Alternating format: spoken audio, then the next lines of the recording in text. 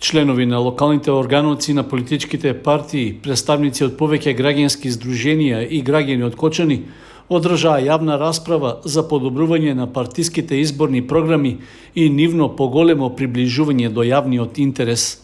Дебатата е дел од проектот Подршка на изборни реформи на Швајцарската агенција за развој и соработка, а што го спроведува Меѓународната фондација за изборни системи во партнерство со Националниот младински совет на Македонија. Носител на активностите во Кочани е невладиното здружение Центар за култура, комуникација и едукација на ромите Светла Иднина.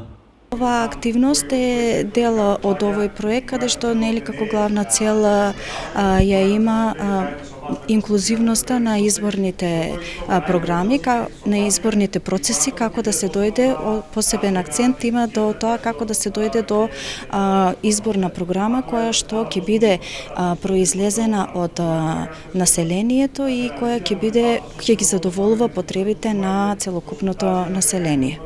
Заклучоците од состанокот ќе бидат доставени до главните носители на проектот, со што на партиципативна основа ќе можат да се вклучат ставовите на нашите граѓани при креирањето на локалните политики.